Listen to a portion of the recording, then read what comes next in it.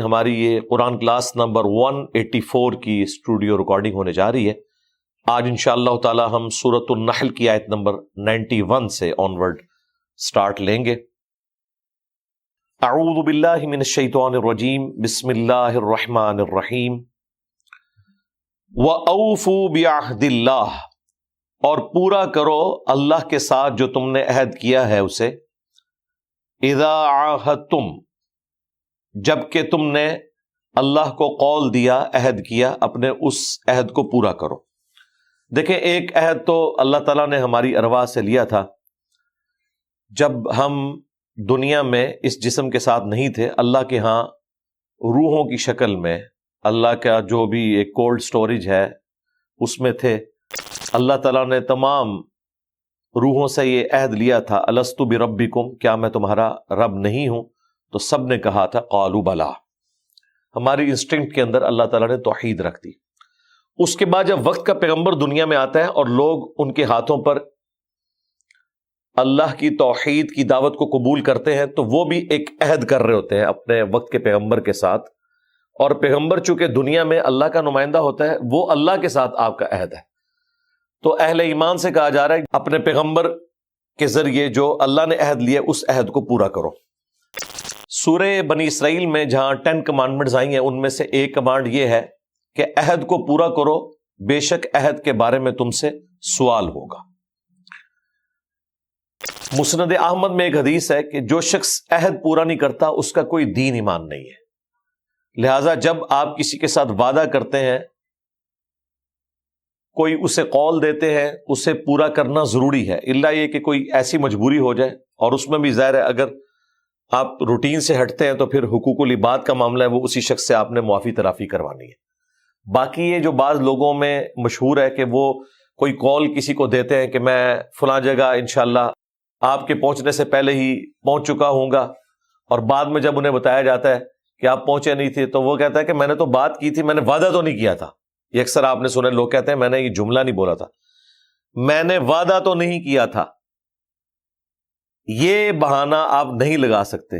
Once آپ نے جب کسی کو زبان دے دی، اس کے ساتھ یہ بولنا ضروری نہیں ہوتا کہ میں وعدہ کرتا ہوں۔ یہ شرط صرف قسم کے کیس میں ہے، جس قسم کے توڑنے پر کفارہ ہے کہ آپ یہ بولیں کہ میں اللہ کی قسم اٹھاتا ہوں کہ میں یہ کام کروں گا یا نہیں کروں گا مستقبل کے کسی کیس کے بارے میں۔ تو وہاں پر قسم ٹوٹنے پر کفارہ اسی صورت میں بنے گا جب کوئی یہ لفظ بولے کہ میں اللہ کی قسم اٹھاتا ہوں کہ یہ کروں گا۔ رہا عموماً ہمارا آپس میں گفتگو کرنا، جب ہم کسی کو یہ کہتے ہیں کہ میں فلاں جگہ پہنچ جاؤں گا یا فلاں وقت میں گھر میں اویلیبل ہوں، آپ مجھ سے مل سکتے ہیں، یہ آپ وعدہ کر رہے ہیں۔ اس کے لیے جملہ نہیں بولنا ہوتا میں وعدہ کرتا ہوں۔ اسی لیے دیکھیں اللہ تعالیٰ ہمارا جب تم کسی کو قول دو تو اپنے عہد کو پورا کرنا ہے۔ وَلَا تَنقُضُوا الْأَيْمَانَ بَعْدَ تَوْكِيدِهَا، اور اپنی قسمیں مضبوط کرنے کے بعد انہیں مت توڑو۔ وَقَدْ جَعَلْتُمُ اللَّهَ عَلَيْكُمْ كَفِيلًا، جبکہ تم اللہ تعالیٰ کو اپنی ان قسموں کے اوپر گواہ بھی کر چکے ہو۔ یعنی یہ عہد اور پاسداری سے اگلا ورژن ہے کہ آپ نے نہ صرف کسی کے ساتھ عہد کیا بلکہ اس پہ اللہ کی قسم اٹھائی اور یہ کہا کہ اللہ گواہ ہے اس بات پہ کہ میں جو آپ کے ساتھ یہ کمٹمنٹ کر رہا ہوں میں اسے پورا کروں گا۔ یعنی یہ سپر کمٹمنٹ ہے، ایک تو صرف قول دینا، اس کے بعد اللہ کی قسم اٹھانا،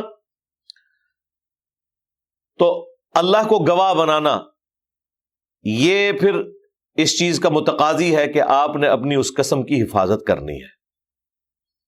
ان اللہ یعلم ما تفعلون، بے شک اللہ تعالی جانتا ہے جو کچھ تم کرتے ہو۔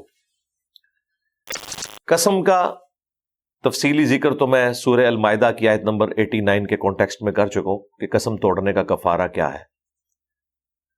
قسم اور منت، ان دونوں کا کفارہ ایک ہے۔ صحیح مسلم میں حدیث ہے کہ منت توڑنے کا بھی کفارہ وہی ہے جو قسم توڑنے کا ہے، اور قسم توڑنے کا کفارہ قرآن حکیم میں اللہ تعالیٰ نے بیان فرما دیا کہ ایک غلام کو آزاد کرنا ہے، جو آج کل تو ابسلیٹ ہو چکا ہے۔ اس کے بعد یا تو 10 مساکین کو کھانا کھلانا ہے یا انہیں کپڑے لے کر دینے۔ اور اگر کوئی یہ نہ کر سکے تو پھر مسلسل 3 روزے رکھنے ہیں۔ منت توڑنے کا کفارہ بھی یہی رپورٹ ہوا ہے، وہ مسلم شریف میں ہے کہ منت توڑنے کا کفارہ وہی ہے جو قسم توڑنے کا۔ اب قسم کی ڈیفینیشن کیا ہے؟ قسم کی ڈیفینیشن یہ ہے کہ آپ مستقبل میں کسی واقعے کے بارے میں کمٹمنٹ کوئی کریں۔ مثلا اللہ کی قسم میں فلاں شخص کے گھر کبھی نہیں جاؤں گا، اور آپ چلے جاتے ہیں تو آپ کی قسم ٹوٹ گئی۔ لیکن آپ ماضی میں کچھ کر چکے ہیں اور آپ یہ کہتے ہیں اللہ کی قسم میں فلاں جگہ نہیں گیا تھا، تو یہ قسم نہیں ہے، یہ ایک جھوٹ ہے جو آپ نے بولا ہے، اور اس کا کفارہ بھی کوئی نہیں، صرف توبہ ہے۔ قسم ہمیشہ فیوچر سے تعلق رکھتی ہے کہ میں یہ کروں گا یا نہیں کروں گا۔ جب آپ اس کے اپوزٹ جاتے ہیں تو پھر آپ کو قسم کا کفارہ ادا کرنا ہوگا۔ ماضی کے کسی واقعے میں شدت پیدا کرنے کے لیے، اپنی بات کو منوانے کے لیے کہنا کہ اللہ کی قسم میں نے یہ کیا تھا، جبکہ پتا ہے کہ ایسا نہیں تھا، تو یہ جھوٹ شمار ہوگا، اس کا کفارہ نہیں ہوتا، یہ ایک جھوٹی قسم ہے۔ اس طرح کی سچی قسموں کے بارے میں بخاری میں آیا کہ سچی قسم بھی اگر کوئی دکاندار کھاتا ہے تو مال تو اس کا بک جائے گا لیکن برکت ختم ہو جائے گی، سچی قسم کے اوپر، جھوٹی تو چھوڑ دیں۔ باقی یہاں پہ جس قسم کا ذکر ہے وہ ظاہر مستقبل سے متعلق ہے، وہ آپ توڑیں گے تو کفارہ ادا کریں گے۔ البتہ اگر کہیں ضروری ہو جائے قسم توڑنا تو پھر قسم کو توڑنا واجب ہے اور آپ کو کفارہ ادا کرنا ہوگا۔ بخاری مسلم میں حدیث موجود ہے، نبی علیہ السلام نے فرمایا کہ اگر کسی کو یہ اندازہ ہو جائے کہ اس نے کوئی غلط قسم کھا لی ہے تو وہ قسم توڑ دے اپنی۔ بسا اوقات میں بھی کوئی قسم کھا لیتا ہوں اور جب مجھے احساس ہوتا ہے کہ اس کے مخالف کرنے میں بہتری ہے تو میں اپنی قسم توڑ کر کفارہ ادا کر دیتا ہوں۔ نبی علیہ السلام نے اپنے بارے میں فرمایا، مثلا آپ نے ایک صحابی سے ناراض تھے، آپ نے فرمایا اللہ کی قسم میں تجھے بیت المال میں سے کچھ نہیں دوں گا۔ اس ٹائم نبی علیہ السلام ایک بشری تقاضے کے تحت غصے کے عالم میں تھے، بعد میں آپ کو احساس ہوا کہ ٹھیک ہے ایسی غلطی بھی تھی، چلو معاف کرتے ہیں۔ اب حضور تو قسم کھا چکے تھے تو آپ نے اپنی قسم توڑی، اس کا کفارہ ادا کیا اور پھر اس کو بلا کے مال دیا۔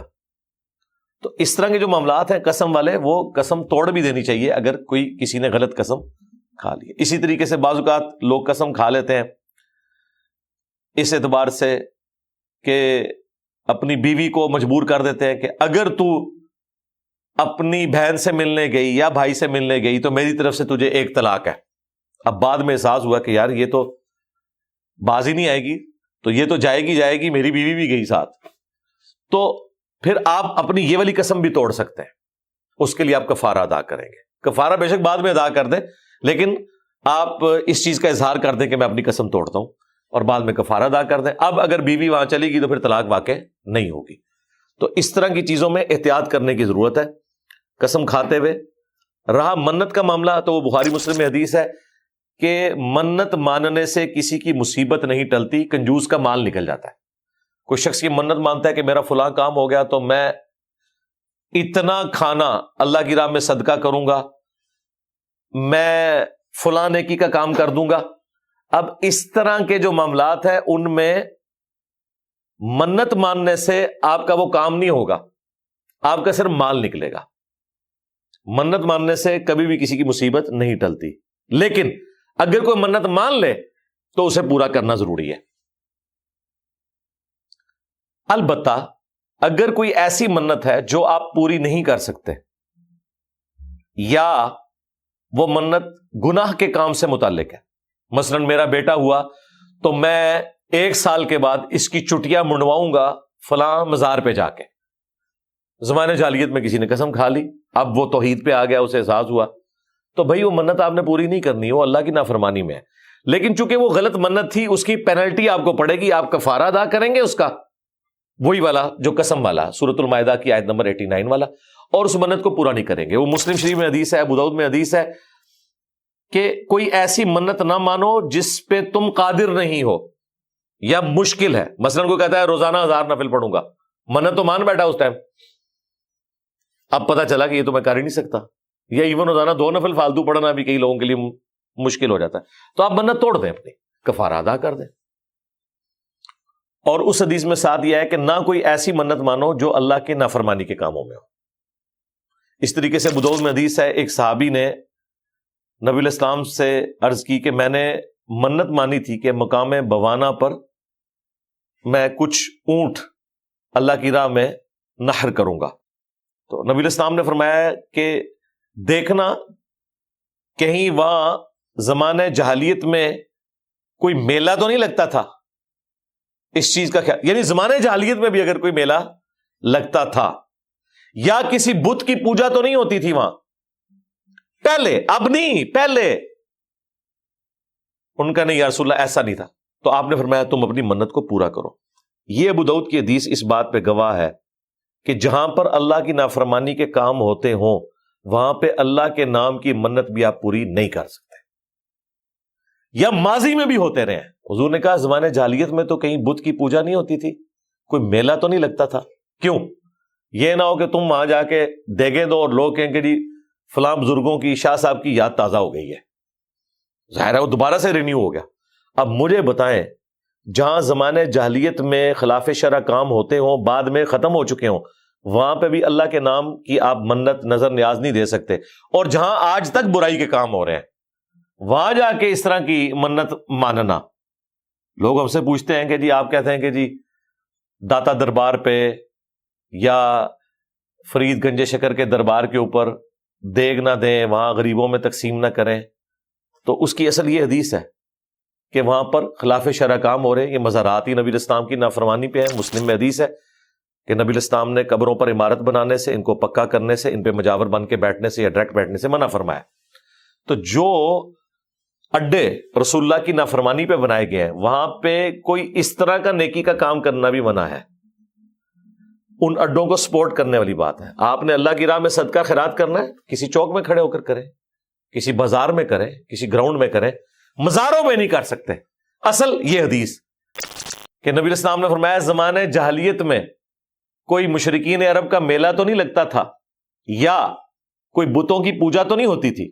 یہاں جو میلے لگ رہے ہیں اسلام کے نام کے اوپر، وہاں پہ آپ کو مخنث نظر آئیں گے ناچتے ہوئے، سرکسیں ہو رہی ہوں گی، بے حیائی کے اڈے بنے ہوئے ہوں گے، اور جو مقامی حکومتیں ہیں ان کی سرپرستی میں.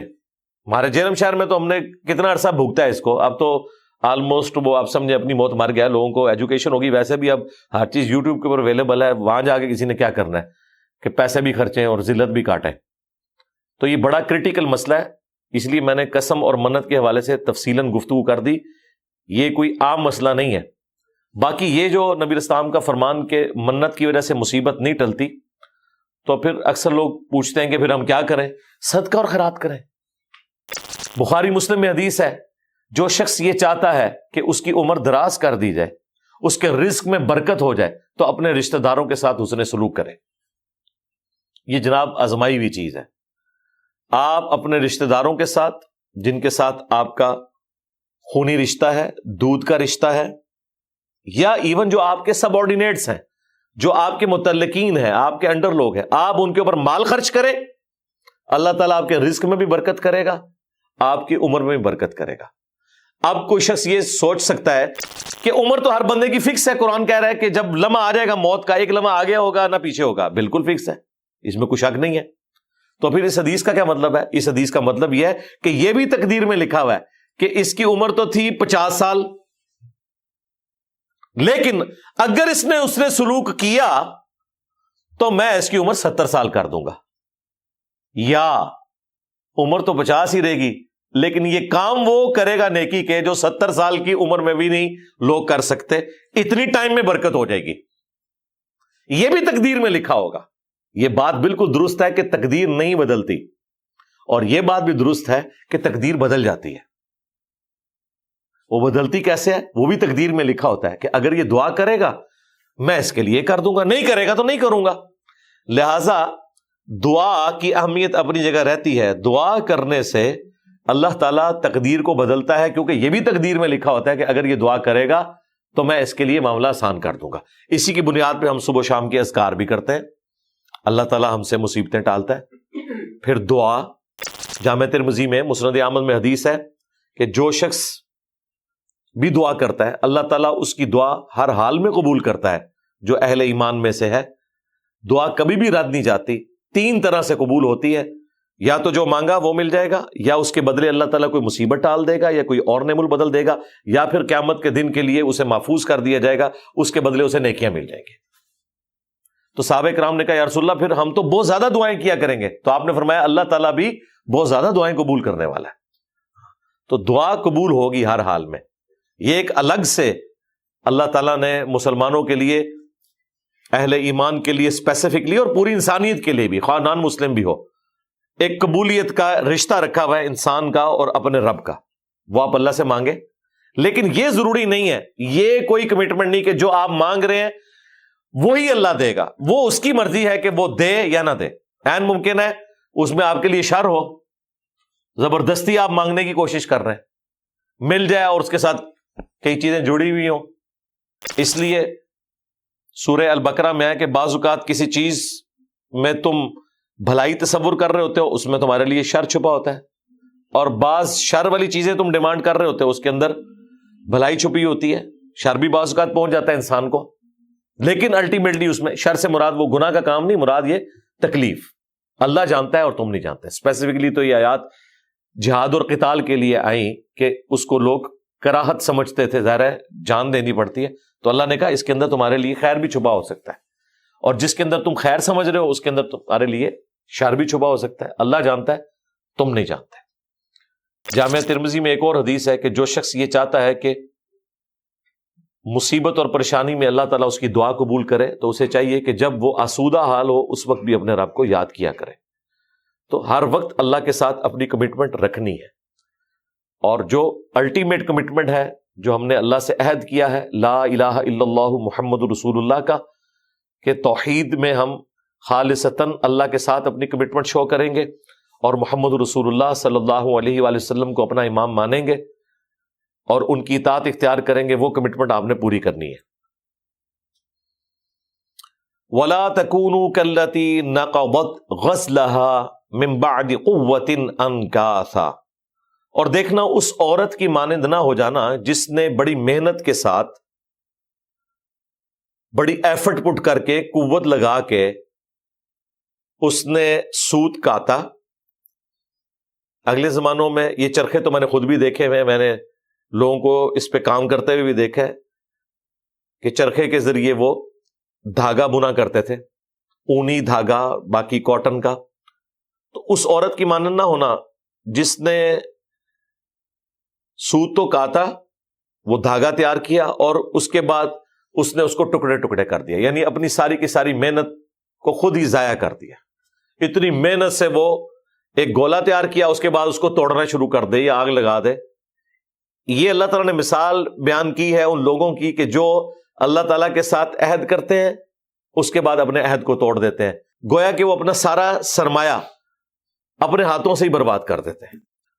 تتخذون ایمانکم دخلا بینکم، اپنی قسمیں آپس میں ایک دوسرے سے مکر و فریب کے لیے یوز کرتے ہیں، یہ بھی ہو جاتا ہے۔ اس کی مثال کیا ہے؟ ان تکون امۃ ہی اربا من امہ، تاکہ ایک گروہ دوسرے گروہ سے زیادہ نہ ہو، یعنی ایک گروہ دوسرے گروہ سے آگے نکلنے کے لیے اگر کوئی قبائلی سسٹم میں عہد و پیمان آپس میں کیا ہوا ہے، بعد میں حالات ایسے ہوئے کہ ایک گروہ کمزور ہو گیا، دوسرا طاقتور، تو اب کہ میں اب کسی عہد کی پاسداری نہیں کرتا، یہ حرکت بھی نہیں ہونی چاہیے، یہ مکر و فریب بھی نہیں ہونا چاہیے قسم کے معاملے میں، کہ یہ اس وقت تک تھا اب نہیں ہے۔ اس کی ایک مثال جامعہ ترمذی میں، سنن ابی داؤد میں موجود ہے۔ حضرت امیر معاویہ رضی اللہ تعالیٰ عنہ کے دور ملوکیت کے اندر مسلمانوں کا رومن امپائر کے ساتھ ایک عہد تھا، پیس ٹریٹی تھا۔ جب وہ ٹریٹی مکمل ہونے والا ہوا، یعنی غروب آفتاب کے وقت اس نے ختم ہو جانا تھا، وہ اپنا پورا ٹائم پیریڈ جو بھی چند مہینوں کا تھا، اس سے پہلے ہی حضرت معاویہ نے اپنی فوجیں لا کے رومن امپائر کے بارڈر کے اوپر بٹھا دی کہ جیسے ہی غروب آفتاب ہوگا ہم ان کے اوپر حملہ کر دیں گے اور ان سے ان کا علاقہ چھین لیں گے۔ تو وہاں پہ ایک صحابی تھے، وہ اپنے گھوڑے کو ایڑی لگا کر فوج کے سامنے کھڑے ہو گئے اور انہوں نے کہا کہ میں تمہیں یہ کام نہیں کرنے دوں گا، کیونکہ نبی علیہ السلام نے اس بات سے منع کیا تھا کہ جس قوم کے ساتھ تمہارا عہد ہو جب تک اعلانیہ اس عہد کو نہیں توڑو گے اس قوم کے ساتھ تم یوں جنگ نہیں کر سکتے. انہیں بھی جنگ کی تیاری کا موقع دو. وہ تو فورس ہی نہیں کر رہے ہیں کہ بھئی وہ تو یہ ایکسپیکٹ کر رہے ہیں کہ یہ جو عہد ہے جب یہ پورا ہوگا تو نیا عہد ہوگا, رینیو ہوگا. کیونکہ کہ عہد کا مطلب یہ ہے کہ ہم نے ایک دوسرے کو تسلیم کر لیا, اب ہم نے نہیں لڑنا.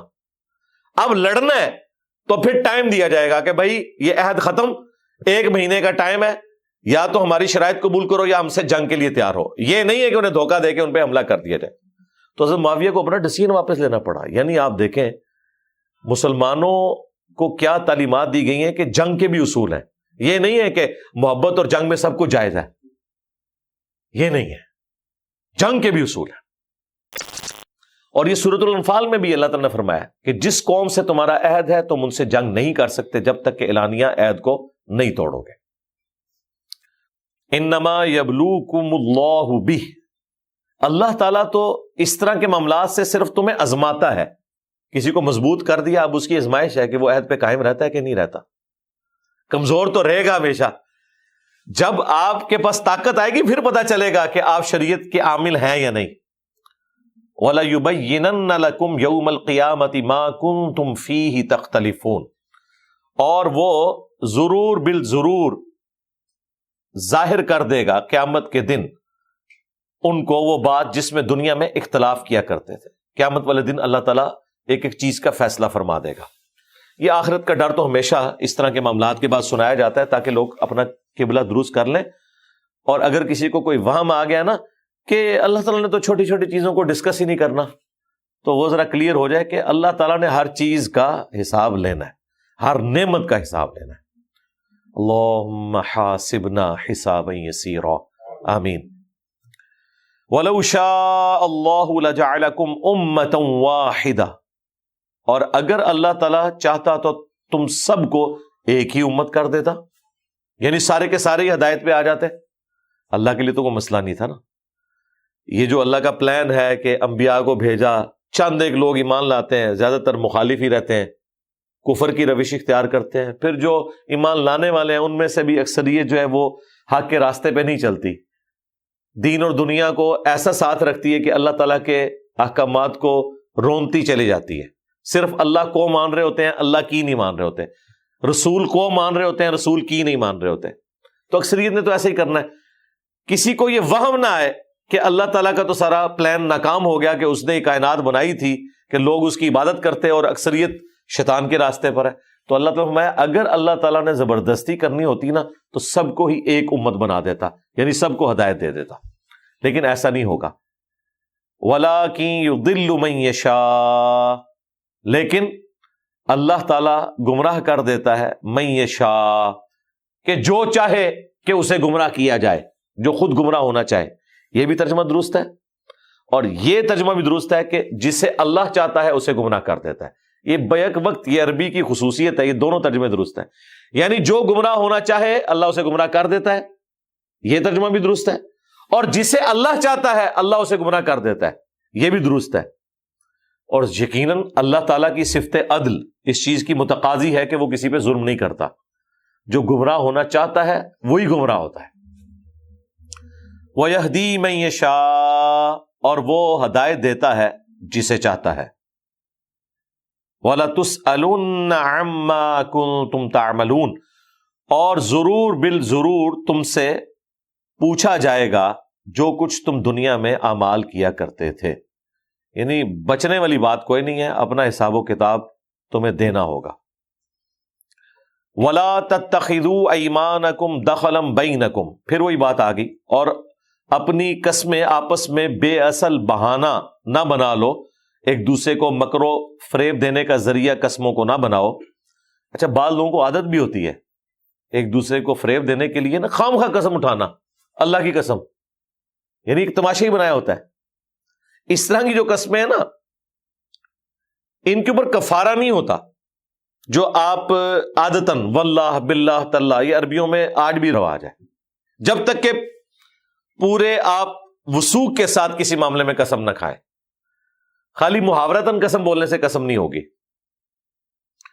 تو آپس میں بہانے نہ بناؤ, اپنی قسموں کو ذریعہ نہ بناؤ فریب کا. فتزل قدم بعد ثبوتها، کہیں کوئی پاؤں جمنے کے بعد لغزش نہ کرے، وتذوق السوء بما صددتم، اور تمہیں برائی چکھنی ہو بدلہ اس کا کہ تم روکتے ہو عن سبیل اللہ، اللہ تعالی کے راستے سے۔ ظاہر ہے اس کی برائی کا وبال تو چکھنا پڑے گا۔ اگر کوئی شخص اللہ تعالیٰ کے راستے سے کسی کو روکتا ہے، اس کے لیے رکاوٹ بنتا ہے، تو اس کا وبال وہ چکھے گا۔ اور اللہ تعالیٰ کی طرف سے ظاہر ہے جب آپس میں پھوٹ پڑے گی قبائلی سسٹم کے اندر، جو آپ عہد و پیمان کے ساتھ اکٹھے رہ رہے ہیں، اس کو توڑیں گے تو پھر آپ کے قدم بھی نہیں جمیں گے۔ یہ نیچرل چیز ہے۔ وَلَكُمْ عَذَابٌ عَظِيمٌ، اور تمہیں بڑا عذاب ہونے والا ہے۔ وَلِعَوْذُ بِاللَّهِ تَعَالَى اللَّهُمَّ أَجِرْنَا مِنَ النَّارِ وَلَا تَشْتَرُوا بِعَهْدِ اللَّهِ ثَمَنًا قَلِيلًا، اور اللہ تعالیٰ کے ساتھ کیے ہوئے عہد کو دنیا کی دولت کے عوض مت فروخت کرو، دنیا کی منفعت کے اگینسٹ۔ علماء یہود تو دنیا کی منفعت کی خاطر غلط فتوے بھی دے دیا کرتے تھے، حالانکہ خود شریعت کے کسٹوڈین ہوتے تھے، لیکن اشرافیہ کو خوش کرنے کے لیے، انہیں سزاؤں سے بچانے کے لیے ٹیلر میڈ فتوے دے دیا کرتے تھے۔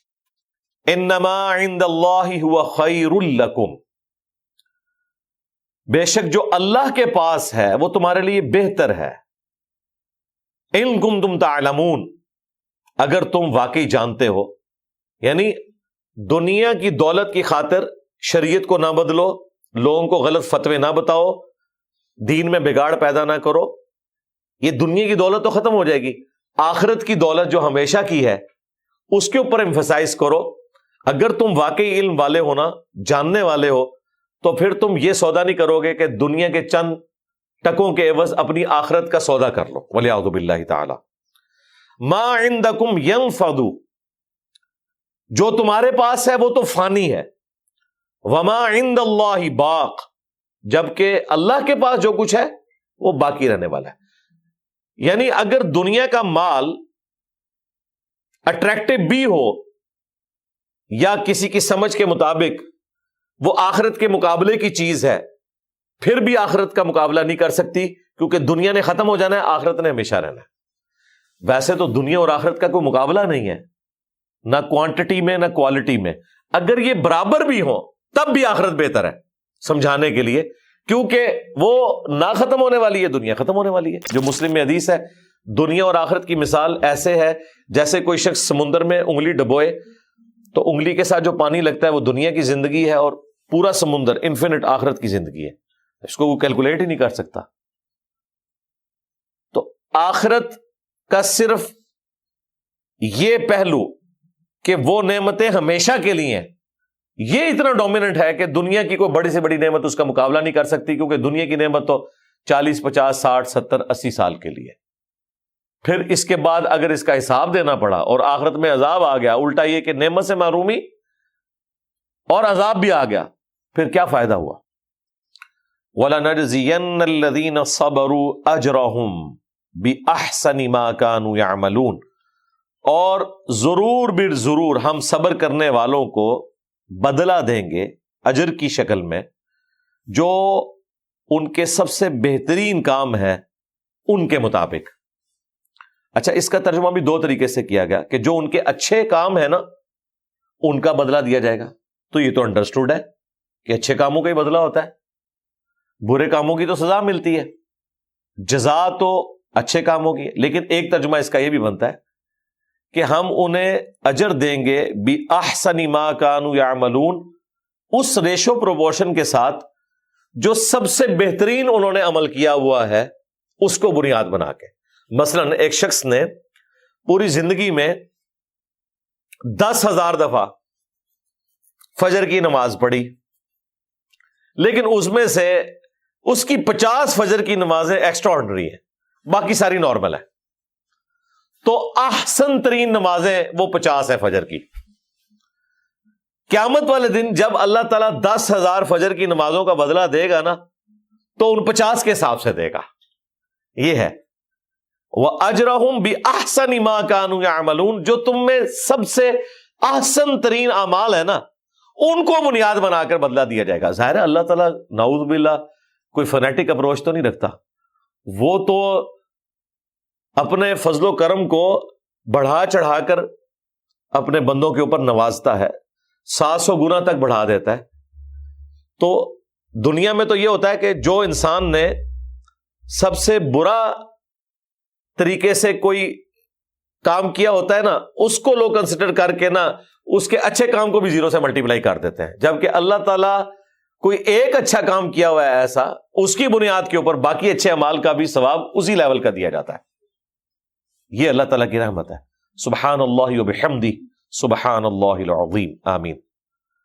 من عمل صالحا من ذکر او انثی، جو کوئی اچھا عمل کرے خواہ وہ مرد ہو یا عورت، وہو مؤمن، اور وہ ہو مؤمن، یہ مؤمن ہونا شرط ہے، ورنہ اگر کوئی ایمان پر نہیں تو اس کے اعمال کا بدلہ دنیا میں اسے ملے گا۔ اگر ایمان پر ہے تو آخرت کا بدلہ اسے ملے گا، ورنہ مدر ٹریسا شرک کی حالت میں دنیا سے گئی ہے تو دنیا میں اس نے نوبیل پرائز لے لیا، اپنی عزت کما لی، اللہ کے حضور اس کو اعمال کا بدلہ ملنا ہے آخرت میں، جو مؤمن ہوا، جس کا عقیدہ شرک سے پاک ہوا،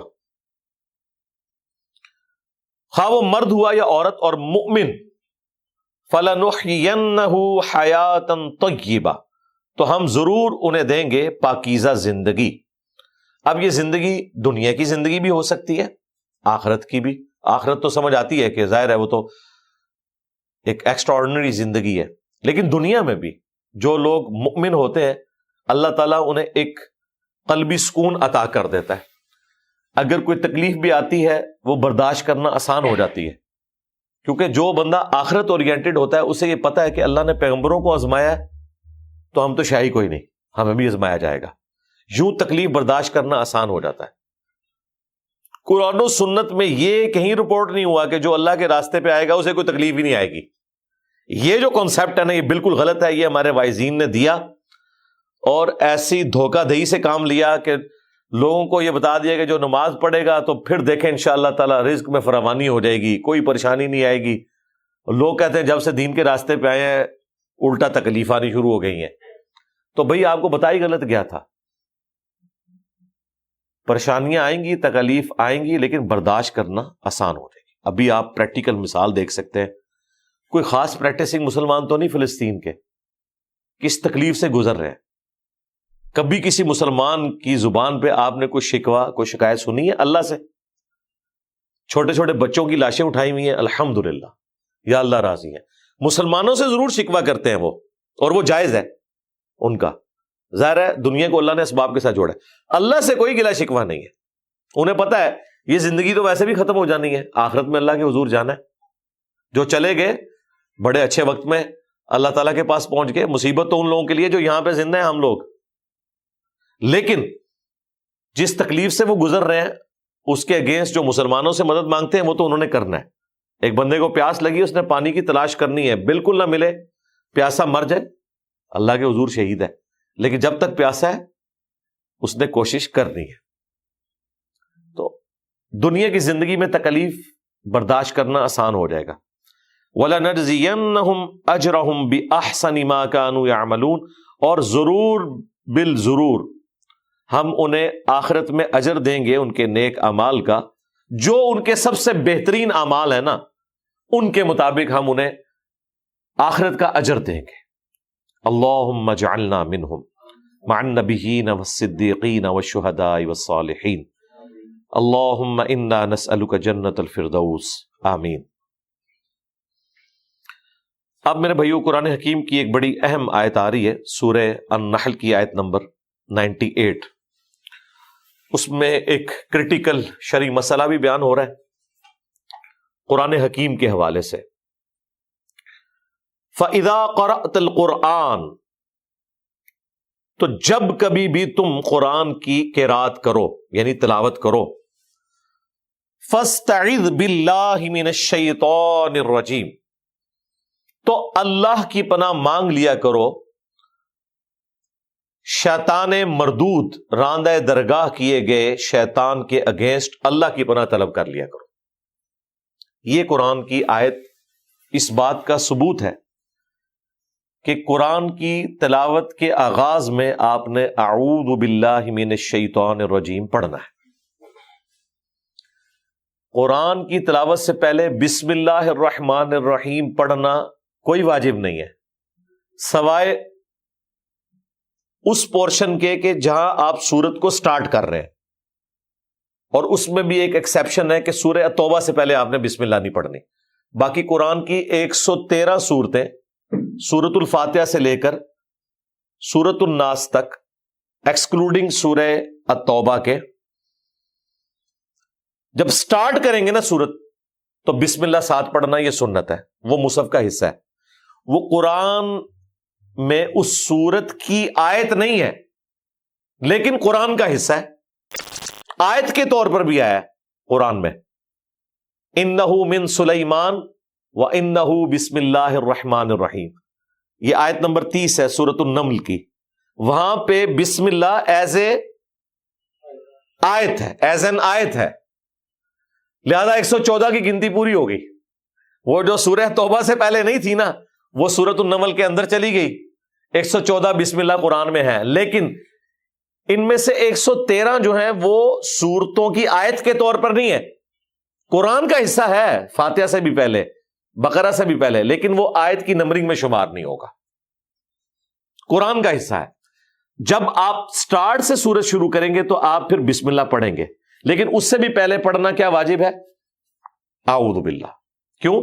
فَإِذَا قَرَأْتَ الْقُرْآنَ، تو جب کبھی تم قرآن کی قرات کرو، فَاسْتَعِذْ بِاللَّهِ مِنَ الشَّيْطَانِ الرَّجِيمِ، تو یہی ہم پڑھتے ہیں، یہ ہے نا فَاسْتَعِذْ بِاللَّهِ، پس پناہ مانگا کرو اللہ کی شیطان مردود کے اگینسٹ. تو ہم کیا کہتے ہیں؟ اعوذ باللہ من الشیطان الرجیم. تو اعوذ باللہ من الشیطان الرجیم کا حکم سورہ النحل کی آیت نمبر 98 میں آ گیا، لہذا قرآن سے پہلے اعوذ باللہ من الشیطان الرجیم پڑھنا یہ واجب ہے، فرض ہے. اس کے پیچھے حکمت کیا ہے؟ حکمت یہ ہے کہ جب آپ قرآن کو کھولیں گے اپنی ہدایت کے لیے، شیطان سے بچیں گے اللہ کی پناہ لے کر، پھر قرآن آپ کے عقیدوں کی اصلاح بھی کرے گا، قرآن آپ کا لیڈر بھی ہوگا، قرآن آپ کا رہنما بھی ہوگا. اور اگر آپ نے قرآن اعوذ باللہ کے بغیر کھولا تو پھر قرآن پڑھ کے آپ کبھی اس سے ہدایت نہیں حاصل کریں گے، بلکہ قرآن کے منہ میں اپنا لقمہ ڈالیں گے. اگر واقعتاً آپ اپنے آپ کو اللہ کے سامنے پیش کریں گے کہ یا اللہ میں شیطان مردود کے اگینسٹ تیری پناہ میں آتا ہوں کہ قرآن جب میں پڑھوں تو بالکل منون ویسے ہی سمجھوں جیسا کہ تو نے نازل کیا ہے، اور میں قرآن کے سامنے سر تسلیم خم کر دوں، تو پھر تو قرآن میں ہدایت ہے. ادروائز آپ قرآن کی تفسیر بھی بے شک 20 جلدوں کی لکھ کر فوت ہو جائیں، آپ کو قرآن میں سے کچھ نہیں ملنا. اگر آپ قرآن میں سے ہدایت نہیں حاصل کرنا چاہتے، قرآن کو اپنا امام نہیں مانتے، تو پھر قرآن میں آپ کے لیے کوئی ہدایت نہیں ہے. تو اعوذ باللہ من الشیطان الرجیم پڑھنا یہ واجب ہے. بخاری مسلم میں ایک حدیث ہے، دو لوگ آپس میں لڑ رہے تھے، نبی علیہ السلام نے فرمایا میں ایک کلمہ ایسا جانتا ہوں کہ اگر یہ پڑھ لیں تو ان کا یہ غصہ ٹھنڈا ہو جائے گا، اور وہ ہے اعوذ باللہ من الشیطان الرجیم. یہ ایک بہترین کلمات ہے، بلکہ اسماء اعظم میں سے ہے. آپ اللہ تعالیٰ کے سپرد کر رہے ہیں اپنے آپ کو. اس کو ایک دوسری فارم میں بھی بیان کیا گیا، لا حول ولا قوت الا باللہ. نہیں ہے ہمت نیکیاں کرنے کی اور نہ قوت ہے گناہوں سے بچنے کی مگر اللہ کی توفیق سے. یہاں پہ بھی آپ اللہ کی توفیق مانگ رہے ہیں. اعوذ باللہ من الشیطان الرجیم، اے اللہ میں پناہ میں آتا ہوں تیری شیطان مردود کے اگینسٹ جو تیری بارگاہ سے راندہ درگاہ ہو چکا. نماز میں بھی آپ دیکھیں، پہلی دفعہ جب آپ نے قرآن کی قرات کرنی ہے پہلی رکعت میں تو ہم سورۃ الفاتحہ سے پہلے پڑھتے ہیں اعوذ باللہ من الشیطان الرجیم. باقی رکعتوں میں نہیں پڑھتے. باقی رکعتوں میں ہم سورہ فاتحہ ڈائریکٹ شروع کرتے ہیں بسم اللہ الرحمن الرحیم پڑھ کر. وہ بسم اللہ ہم اس لیے پڑھتے ہیں کہ چونکہ سورت سٹارٹ سے ہو رہی ہے، بسم اللہ آپ نے پڑھنی ہے. وہ فاتحہ کا حصہ نہیں، لیکن چونکہ قرآن وہاں سے آپ سٹارٹ کر رہے ہیں، لہذا بسم اللہ کو ایڈ کرنا ضروری ہے سورت کے سٹارٹ میں. البتہ سورہ فاتحہ کے بعد اگر آپ کوئی سورت ملاتے ہیں، سورہ اخلاص ملانی ہے تو وہ بھی سٹارٹ سے ہے، اس سے پہلے بھی آپ پڑھیں گے بسم اللہ الرحمن الرحیم قل هو اللہ احد اللہ الصمد لم یلد ولم یولد ولم یکن لہ کفوا احد. لیکن اگر سورۃ الفاتحہ کے بعد آپ قرآن میں سے رینڈملی کوئی آیات پڑھ رہے ہیں، سورۃ الحشر کی آخری 3 آیات هو اللہ الذی لا الہ الا هو، تو پھر اب آپ نے بسم اللہ نہیں پڑھنی، کیونکہ آپ نے سورہ حشر سٹارٹ نہیں کی.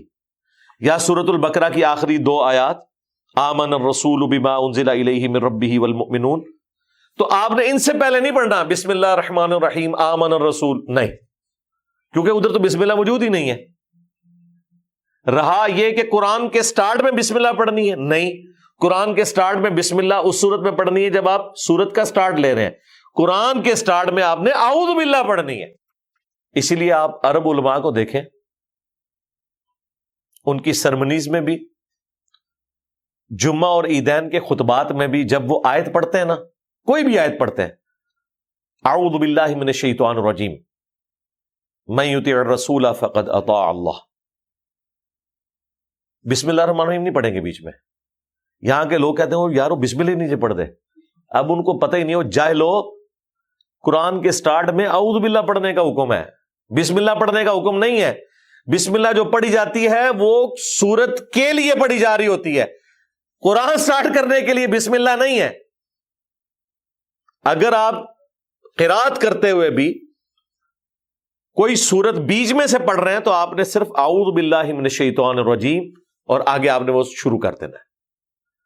البتہ اگر سٹارٹ سے سورت کر رہے ہیں پھر بسم اللہ پڑھنی ہے، کیونکہ ہر سورت سے پہلے بسم اللہ پڑھنا یہ سنت ہے، یہ مصحف کا حصہ ہے، یعنی قرآن کا، سورت کا حصہ نہیں ہے. سورت ایک ہی ہے جس کا حصہ ہے بسم اللہ، وہ کون سی ہے؟ سورۃ النمل، انہ من سلیمان وانہ بسم اللہ الرحمن الرحیم. باقی کسی سورت کا حصہ بسم اللہ نہیں. اگرچہ امام شافعی کا، اہل حدیث کا اور اہل تشیع کا یہ موقف ہے کہ بسم اللہ الرحمن الرحیم سورۃ الفاتحہ کی پہلی آیت ہے. اب یہ بہت بڑا اختلاف ہے، اس سے زمین و آسمان کا فرق پڑ جاتا ہے.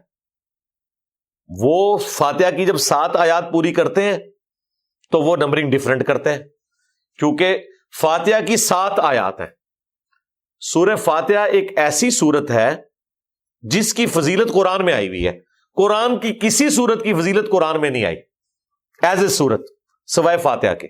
سورۃ الحجر میں اللہ تعالیٰ نے فرمایا کہ ہم نے آپ کو 7 آیات عطا فرمائی جو بار بار دہرائی جاتی ہیں، اور قرآن عظیم بھی عطا کیا. حالانکہ قرآن پورے کو اللہ نے الگ سے ذکر کیا اور کہا 7 آیات. اسی لیے دیکھیں آپ کی نماز ہی فاتحہ کے بغیر نہیں ہوتی. بخاری مسلم کی حدیث، اس کی نماز ہی نہیں جو فاتحہ نہیں پڑھتا. فاتحہ وہ سورت ہے جو آپ نے ہر نماز کی ہر رکعت میں قیام میں پڑھنی ہوتی ہے. لہذا فضیلت کے اعتبار سے قرآن کی نمبر 1 کوئی سورت ہے تو وہ سورۃ الفاتحہ ہے. کسی اور سورت کی فضیلت فاتحہ جتنی نہیں ہے، خواہ وہ سورہ اخلاص ہو، سورۃ الفلق ہو، سورۃ الناس ہو، فاتحہ جیسی فضیلت نہیں ہے. اسی لیے بخاری مسلم میں سے کہا گیا ام القرآن، قرآن کی ماں. نام بھی فاتحہ ہے، قرآن کی چابی کھولنے والی. پورے قرآن کا مقدمہ اس کے اندر کور ہے، یہ قرآن کا مقدمہ ہے سورۃ الفاتحہ. اس کے بغیر نماز ہی نہیں ہوتی. اب فاتحہ کی جو 7 آیات ہیں وہ تو آ گیا قرآن میں، اب وہ 7 کی گنتی کیسے پوری ہوگی؟ اب اہل تشیع، اہل حدیث اور امام شافعی، یہ 3 کا اسکول آف تھاٹ یہ ہے کہ پہلی آیت ہے بسم اللہ الرحمن الرحیم، دوسری ہے الحمدللہ رب العالمین، تیسری ہے الرحمن الرحیم، اور یوں آنورڈ. جبکہ امام ابو حنیفہ رحمۃ اللہ علیہ اور باقی ائمہ کا، اور میرا بھی موقف یہ ہے دلائل کی روشنی میں، بخاری مسلم کی احادیث کی روشنی میں، کہ بسم اللہ جو ہے یہ پہلی آیت نہیں ہے. ہمارے نزدیک امام حنیفہ رحمۃ اللہ علیہ کا موقف بالکل قرآن و سنت کے مطابق ہے اس ایک ٹاپک کے اوپر کہ سورۃ الفاتحہ کے سٹارٹ میں جو بسم اللہ ہے یہ فاتحہ کی آیت نہیں ہے، یہ الگ سے ہے۔ ویسے یہ فاتحہ کے علاوہ قرآن کی آیت بھی ہے، انہ من سلیمان وانہ بسم اللہ الرحمن الرحیم، سورۃ النمل آیت نمبر 30۔ لیکن فاتحہ سے پہلے یہ الگ سے مصحف کا حصہ ہے۔ فاتحہ کی پہلی آیت ہے الحمدللہ رب العالمین، الرحمن الرحیم دوسری، مالک یوم الدین تیسری، ایاک نعبد و ایاک نستعین یہ چوتھی ہے، یہ سینٹر میں ہے۔ اس کے بعد 3 آیات ہیں، اہدنا الصراط المستقیم، صراط الذین انعمت علیہم، اور غیر المغضوب علیہم ولا الضالین آمین۔ جبکہ امام شافعی رحمۃ اللہ علیہ اور اہل تشیع اور اہل حدیث کا تو موقف وہ حنفیوں کی ضد کی وجہ سے ہے، اس موقف کو آپ امام شافعی کے موقف سمجھیں، کوئی لادہ سے نہیں ہے۔ انہوں نے اہل حدیث ہوتے نا تو یہ موقف نہ ہوتا۔ میں بخاری مسلم سے ثابت کروں گا کہ سورہ فاتحہ کا حصہ نہیں ہے بسم اللہ۔ یہ انہوں نے صرف حنفیوں سے ضد کی وجہ سے امام شافعی کی پارٹی میں چلے گئے۔ وہ لوگ جب 7 آیات پوری کرتے ہیں تو وہ بسم اللہ الرحمن الرحیم کو پہلی آیت اور وہ جو آخری 2 آیات تھی نا انہیں وہ جمع کرتے ہیں، صراط الذین انعمت علیہم غیر المغضوب علیہم ولا الضالین آمین، یہ 2 آیات کو وہ ایک آیت کہتے ہیں۔ ہم تو انعمت علیہم پہ آیت نمبر 6 کہتے ہیں اور غیر المغضوب علیہم ولا الضالین اس کو 7 نمبر کہتے ہیں۔ اب ہمارا اس میں جو موقف ہے اس کے پیچھے قرآن و سنت کھڑے ہوئے۔ صحیح بخاری میں حدیث ہے، نبی الاسلام نے ایک صحابی کو بلایا تو وہ تھوڑی دیر بعد حاضر ہوئے۔ آپ نے فرمایا کہ میں نے تمہیں بلایا تھا، تم نے دیر کیوں کی؟ انہوں نے کہا یا رسول اللہ میں نماز پڑھ رہا تھا۔ تو آپ علیہ السلام نے فرمایا کیا تم نے قرآن کا یہ حکم نہیں سنا کہ جب اللہ اور اس کا رسول بلائیں فوراً حاضر ہو جایا کرو؟ یعنی نبی الاسلام کا یہ پروٹوکول ہے کہ اگر آپ فرض نماز بھی پڑھ رہے ہیں، آپ نے نماز توڑ کر نہیں، نماز چھوڑ کر وہاں جانا ہے۔ یہ ذہن میں رکھیے گا، نماز ٹوٹے گی نہیں، کیونکہ آپ اللہ کے ایک حکم سے دوسرے حکم کی طرف جا رہے ہیں۔ کوئی قرآن کا حکم ہے کہ جب رسول اللہ بلائیں آپ نے حاضر ہونا ہے، پھر واپسی بھی آپ نے وہیں سے اپنی نماز کو شروع کرنا ہے۔ تو نبی الاسلام نے کہا تم نے یہ قرآن میں یہ حکم نہیں سنا؟ اچھا، پھر نبی الاسلام کو اس چیز کا احساس ہوا کہ میں نے اس بات پہ جو اس کی سرزنش کی ہے، تو آپ نے اس کی دلجوئی کے لیے فرمایا کہ میں تمہیں یہاں نکلنے سے پہلے قرآن کی سب سے عظیم سورت تعلیم کروں گا۔ تھوڑی دیر کے بعد جب معاملات سیٹل ہوئے، نبی الاسلام مسجد سے نکلنے لگے تو اس صحابی نے آ کے حضور کا ہاتھ پکڑ لیا۔ اس نے کہا یا رسول اللہ آپ نے مجھے وعدہ کیا تھا کہ آپ مجھے یہاں سے نکلنے سے پہلے قرآن کی سب سے نمبر 1 سورت بتائیں گے، تو آپ مجھے وہ سورت سکھائیں۔ تو آپ نے فرمایا وہ سورت ہے الحمدللہ رب العالمین الرحمن الرحیم مالک یوم الدین، یہ آپ نے فرمائی۔ اب اگر بسم اللہ سورہ فاتحہ کا حصہ ہوتا تو آپ کہتے کہ وہ سورت ہے بسم اللہ الرحمن الرحیم الحمدللہ رب العالمین۔ یہ بخاری کی حدیث اس بات پر گواہ ہے کہ نبی الاسلام نے سورۃ الفاتحہ کو الحمد سے سٹارٹ کیا۔ پھر بخاری مسلم کی ایک اور حدیث ہے، عبداللہ ابن عمر کہتے ہیں کہ میں نے نبی الاسلام کے پیچھے بھی نمازیں پڑھی، حضرت ابوبکر کے پیچھے بھی، حضرت عمر کے پیچھے بھی رضی اللہ عنہما، یہ سب قرآن کی قرات الحمدللہ رب العالمین سے شروع کیا کرتے تھے۔ بسم اللہ پڑھتے تھے لیکن وہ آہستہ آواز میں، لیکن قرآن کی قرات الحمدللہ رب العالمین سے شروع کیا کرتے تھے۔ کبھی کبھار بسم اللہ اونچا پڑھنا بھی ثابت ہے، لیکن یہ عمومی عمل نہیں۔ اسی لیے عبداللہ ابن عمر اتنے وثوق سے کہہ رہے ہیں کہ میں حضور کے پیچھے نمازیں پڑھتا رہا، ابو بکر کے پیچھے، عمر کے پیچھے، اور عام بندہ نہیں، عبداللہ ابن عمر رجل صالح، ٹھیک ہے، وہ کہہ رہے ہیں یہ سب کے سب قرآن کی قرات الحمدللہ سے شروع کرتے تھے۔ نبی الاسلام کا قرات کو الحمدللہ سے شروع کرنا اس بات کا ثبوت ہے کہ بسم اللہ فاتحہ کا حصہ نہیں ہے۔ پڑھنی ضرور ہے آپ نے آہستہ آواز میں، لیکن اونچی آواز سے جب قرات شروع ہوگی تو الحمدللہ رب العالمین سے شروع ہوگی۔ یہ اس کے اوپر گواہ ہے کہ سورۃ الفاتحہ کا حصہ نہیں ہے بسم اللہ۔ اور پھر آخری دلیل جو مسلم شریف کی مشہور زمانہ میری فیورٹ احادیث قدسیہ میں سے ایک حدیث، حضرت ابو ہریرہ رضی اللہ تعالیٰ عنہ روایت کرتے ہیں کہ نبی الاسلام نے فرمایا اس کی نماز ناقص ہے، ناقص ہے، ناقص ہے جو سورہ فاتحہ نہیں پڑھتا۔ یہ مسلم شریف کی حدیث ہے۔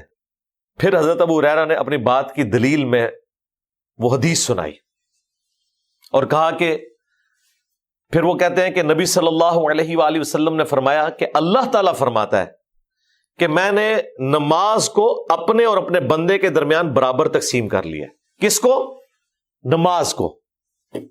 فاتحہ کو پوری نماز کہہ دیا اللہ نے، اور راوی کون ہے؟ محمد رسول اللہ۔ حدیث کہاں ہے؟ مسلم شریف میں، کہ میں نے نماز کو اپنے اور اپنے بندے کے درمیان برابر تقسیم کر لیا، آدھی میرے لیے ہے اور آدھی میرے بندے کے لیے نماز۔ اور آگے ذکر کس کا ہو رہا ہے؟ سورہ فاتحہ کا، یعنی فاتحہ پوری نماز ہے۔ جب میرا بندہ کہتا ہے الحمدللہ رب العالمین تو میں کہتا ہوں میرے بندے نے میری حمد کی۔ جب وہ کہتا ہے الرحمن الرحیم تو میں کہتا ہوں میرے بندے نے میری ثنا کی، میری توصیف کی۔ جب وہ کہتا ہے مالک یوم الدین تو میں کہتا ہوں میرے بندے نے میری بزرگی کا اعتراف کر لیا۔ دیکھیں، بندہ بولتا جا رہا ہے اور اللہ تعالیٰ رسپانس کرتا جا رہا ہے۔ یہ حدیث قدسی، یعنی اللہ اور بندے کا ریلیشن شپ۔ اور نبی علیہ السلام کیا فرما رہے ہیں کہ نماز کو اللہ تعالیٰ فرما رہا ہے میں نے اپنے اور اپنے بندے کے درمیان برابر تقسیم کر لی ہے۔ پھر اس حدیث میں آگے آتا ہے کہ نبی علیہ السلام نے فرمایا کہ جب میرا بندہ کہتا ہے ایاک نعبد و ایاک نستعین تو یہ میرے اور میرے بندے کے درمیان کامن بانڈ ہے، اور میرے بندے نے جو مجھ سے مانگا میں نے اسے عطا کر دیا۔ جب وہ کہتا ہے اہدنا الصراط المستقیم صراط الذین انعمت علیہم غیر المغضوب علیہم ولا الضالین آمین، تو میرے بندے نے جو کچھ مجھ سے مانگا میں نے اسے عطا کر دیا۔ آپ دیکھیں اس حدیث کے اندر جو سٹارٹ میں آیا کہ آدھی نماز میرے لیے اور آدھی میرے بندے کے لیے۔ اب سورہ فاتحہ کو آدھا آپ کریں۔ پہلی چیز دیکھیں، حدیث قدسی میں آتا ہے کہ جب میرا بندہ کہتا ہے الحمدللہ رب العالمین تو میں کہتا ہوں میرے بندے نے میری حمد بیان کی۔ اگر بسم اللہ اس کا حصہ ہوتی نا تو یہ حدیث یوں ہوتی کہ جب میرا بندہ کہتا ہے بسم اللہ الرحمن الرحیم تو میں کہتا ہوں میرے بندے نے میرے نام سے شروع کیا، اور جب بندہ کہتا ہے الحمدللہ رب العالمین تو میں کہتا ہوں میرے بندے نے میری حمد کی۔ لیکن یوں نہیں ہے حدیث۔ حدیث سٹارٹ کہاں سے ہو رہی ہے؟ جب میرا بندہ کہتا ہے الحمدللہ رب العالمین۔ اس کا مطلب ہے فاتحہ کہاں سے سٹارٹ ہو رہی ہے؟ الحمد سے۔ اب دیکھیں تین آیات جو کہا گیا نا، آدھی نماز میرے لیے آدھی میرے بندے کے لیے، یعنی کہ آدھی فاتحہ میرے لیے اور آدھی میرے بندے کے لیے۔ دیکھیں آدھی کیسے ہے۔ الحمدللہ رب العالمین یہ اللہ کی تعریف ہے، الرحمن الرحیم اللہ کی تعریف ہے، مالک یوم الدین اللہ کی تعریف ہے۔ تین آیات ہو گئی۔ ایاک نعبد و ایاک نستعین یہ سینٹر میں ہے، یہ چوتھی آیت، اور دوسری طرف بھی تین آیات ہیں۔ اہدنا الصراط المستقیم یہ بندے کے لیے ہے، بندہ اپنے رب سے مانگ رہا ہے، پہلے تعریفیں کر رہا تھا اب مانگ رہا ہے۔ صراط الذین انعمت علیہم یہ دوسری آیت ہو گئی، اور غیر المغضوب علیہم ولا الضالین آمین یہ تیسری آیت ہوگی۔ تین آیتیں ادھر تین ادھر، ادھر والی اللہ کے لیے یعنی اللہ کی ہم تعریف بیان کرتے ہیں، اور ادھر والی تین آیات میں یہ بندے کے لیے ہے، بندہ اپنے رب سے مانگتا ہے اللہ اسے عطا کرتا ہے۔ اب سینٹر میں کون سی آیت ہے؟ ایاک نعبد و ایاک نستعین۔ اسی لیے اس حدیث میں ہے کہ یہ میرے اور میرے بندے کے درمیان کامن ہے۔ اس کا مطلب ہے کہ سورہ فاتحہ کا سینٹر کون سا ہے؟ ایاک نعبد و ایاک نستعین، کیونکہ اللہ کہہ رہا ہے یہ کامن ہے، اس سے پہلے والا میرے لیے ہے، اس کے بعد والا میرے بندے کے لیے ہے۔ تو اس کا لازمی نتیجہ ہے کہ ایاک نعبد و ایاک نستعین اس آیت کا نمبر 4 ہونا چاہیے۔ تو اگر بسم اللہ پہلی آیت ہو تو اس کا نمبر 5واں بنتا ہے۔ یہ چوتھا بنتا ہی اس صورت میں ہے کہ پہلی تین آیات الحمدللہ رب العالمین الرحمن الرحیم مالک یوم الدین۔ اور اس سے اگلا نقطہ جو ہمارے استاد ڈاکٹر اسرار صاحب رحمہ اللہ نے بیان کیا وہ بڑا زبردست ہے۔ انہوں نے بیان کیا کہ یہ جو آیت ہے نا کامن ایاک نعبد و ایاک نستعین، اس کا بھی سینٹر ہو جاتا ہے۔ 3.5 آیات ادھر 3.5 ادھر۔ इय्याका नअबुदु, ऐ अल्लाह हम तेरी ही इबादत करते हैं। यह भी अल्लाह की तारीफ वाले हिस्से में चला गया। व इय्याका नस्तईन, और दुआ तुझसे करते हैं। और फिर दुआ शुरू होगी, इहदिनस सिरातल मुस्तकीम सिरातल लदीना अनअमता अलैहिम। तो वो कहते थे कि आप वाव को समझें तराजू का सेंटर है, व इय्याका नस्तईन में जो वाव है, तो इय्याका नस्तईन इहदिनस सिरातल मुस्तकीम से लेकर वलद्दाल्लीन तक, ये 3.5 आयात इधर, और इय्याका नअबुदु ये हो गया आधी आयत, और इससे पहले 3 आयात 3.5 इस तरफ। तो ये बिल्कुल जो व इय्याका नस्तईन में वाव है ना, ये इसका सेंटर है। ये 3.5 अल्लाह के लिए, ये 3.5 आयात बंदे के लिए, यानी बंदा अपने रब से मांग रहा होता है। इय्याका नस्तईन भी दुआ है, दुआ सिर्फ अल्लाह ही से।